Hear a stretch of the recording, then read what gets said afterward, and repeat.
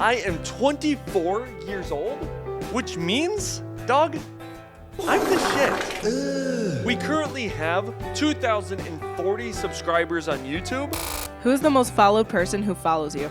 I believe it used to be It's Luck City. It did used to be It's Luck City, but I think he hates me now because he don't even look at my story. He's a dead follower. So probably Andy King. Why is he so attractive? Andy's kind of the GOAT. I love Andy. I've edited for him a few times and like, Andy, when are we gonna make a video together? Huh? Come on. What's your favorite video you've made this year? Ooh, honestly, I did upload more this year than last year, but I feel like it's a harder pick because last year was like obviously insane political ads. If I had to pick my favorite though, it would probably be the metaverse video just because of the work that went into it. That video, to put it in perspective, I had to work on it over the span of like a year because I did it once, lost the footage, did it again, Meta kept on crashing, did it again, got a quarter through editing, lost the footage, my hard drive decided to just die on me.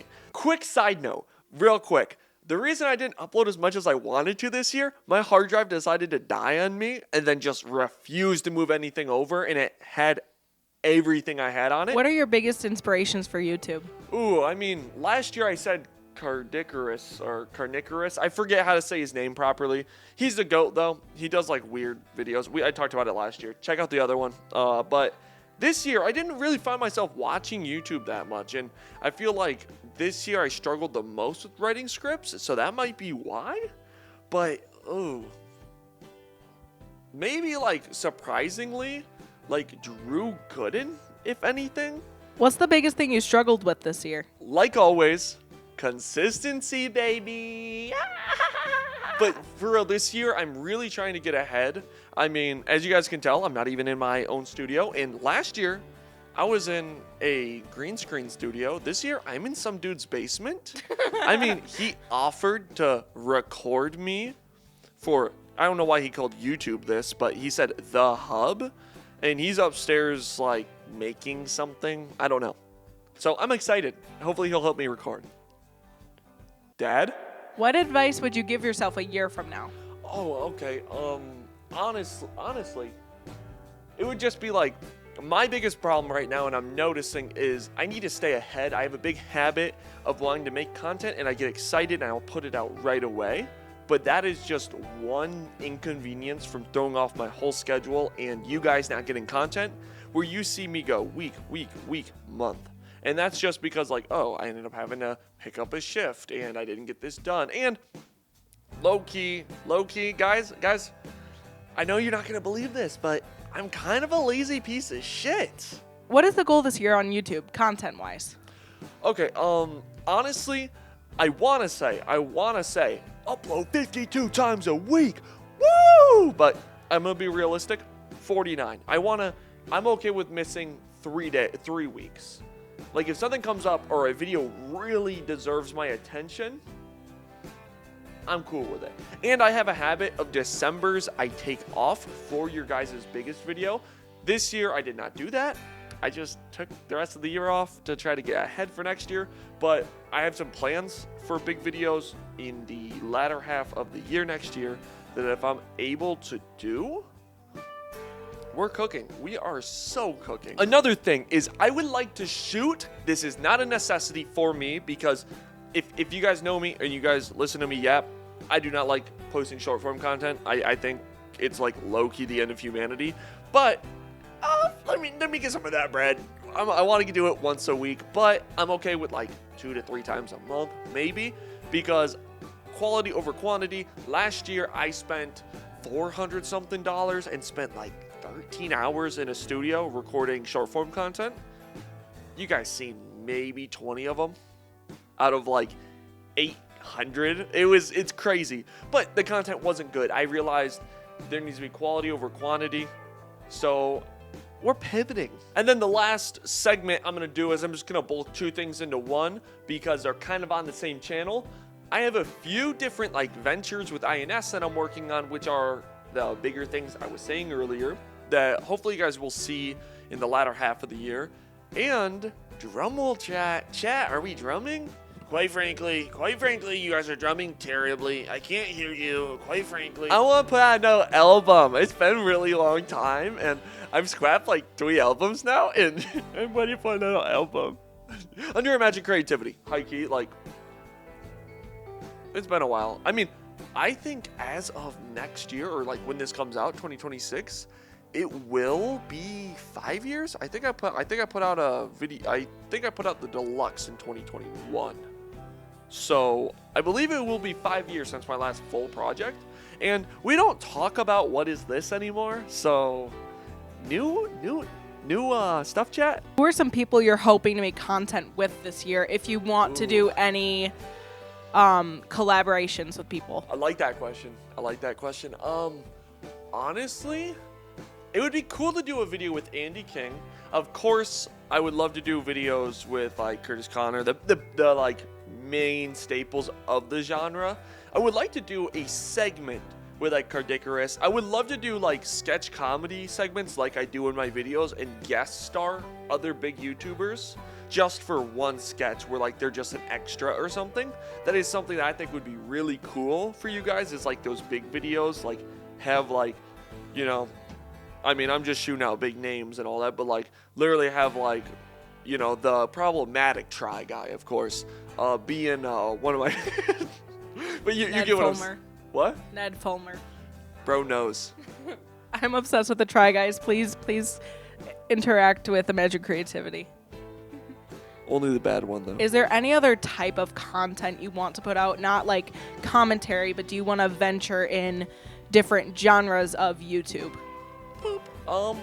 Yeah, I do. I definitely do. Like, I mean, I've done like everything. Like, I started my channel as a gaming channel. It became like a vlog channel. It then became a commentary channel. Then switched over to like a trying food crazy challenge channel. Then it became a music react channel. And now it's a commentary channel.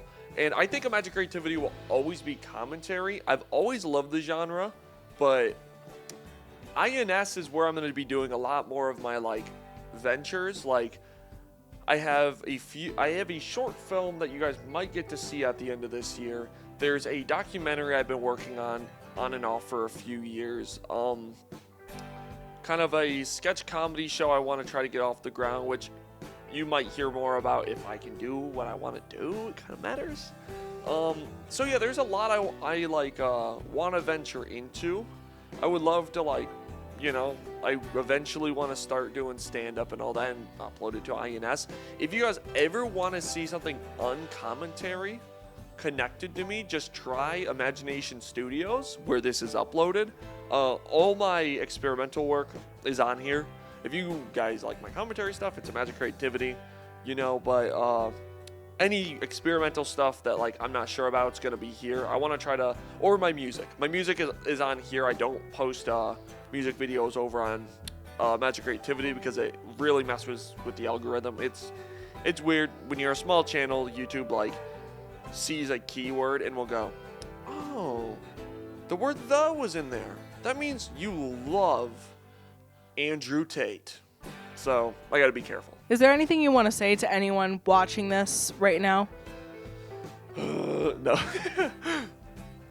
Like I said, I've been doing YouTube for 10 years now, and it's genuinely been like one of the best things, if not the best thing to ever happen to me.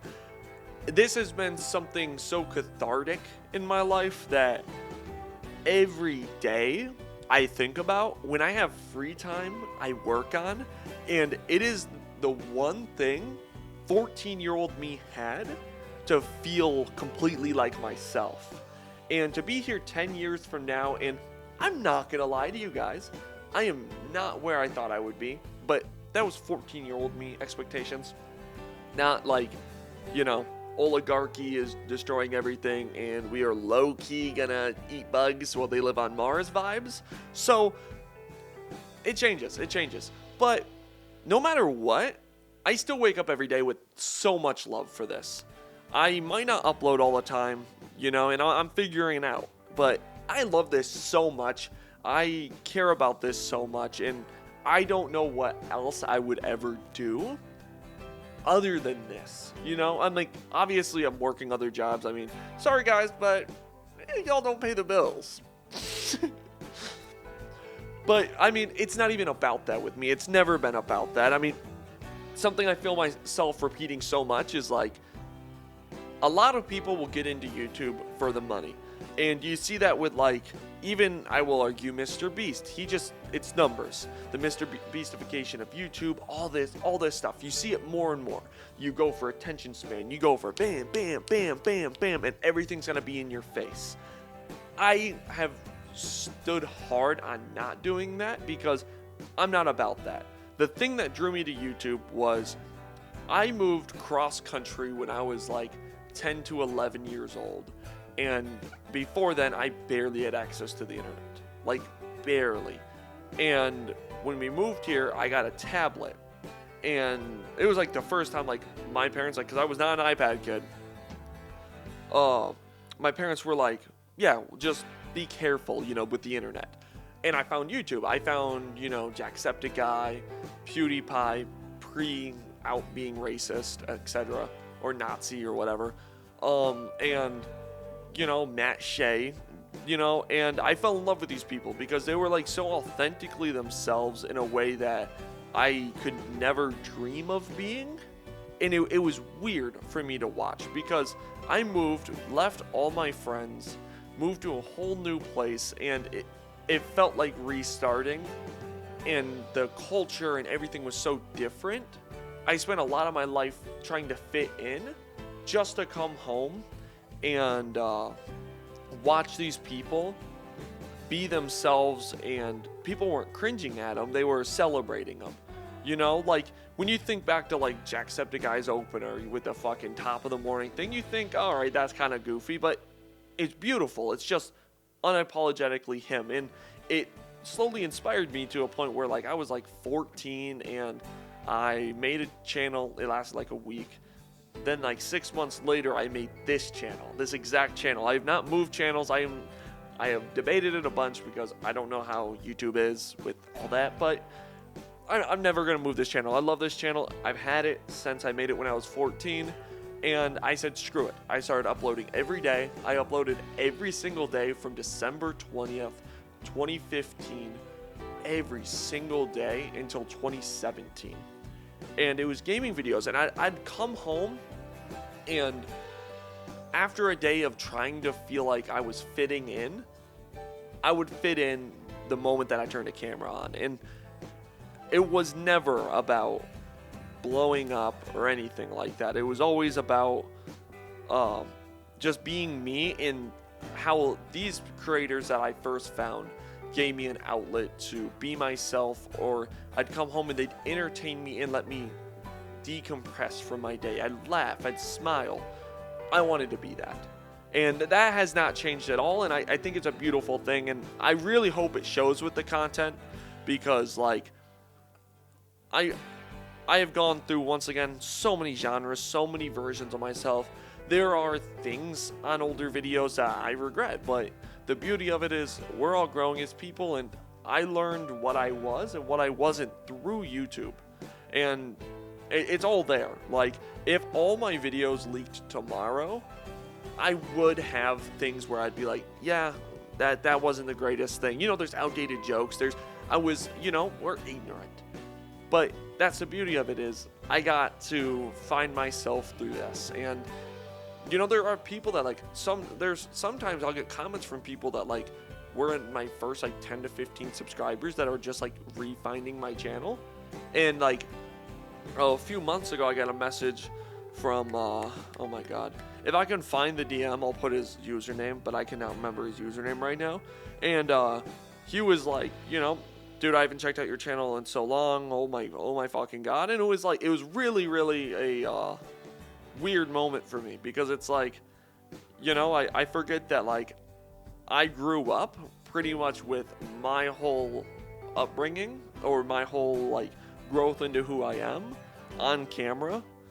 You know, through everything, where you can find a paper trail to me, and it's like, it's cool because like I said, in reality, I was spending a lot of my time trying to fit in. Went through a whole thing where I pretended I was something I wasn't and all that, but I'd come home and be me. So as I got older, there was a way for me to stay connected to myself and stay for the love of this. I mean, the amount of money, the amount of time, the amount of love, the amount of effort, the amount of everything I put into this constantly. I mean, just so this looked different. I am at an Airbnb to record some music. I have my girlfriend doing interview questions so you guys get something different. I am actively trying with every ounce of my being to bring something different, even if I can't do it at the degree that like a Ryan Trahan can.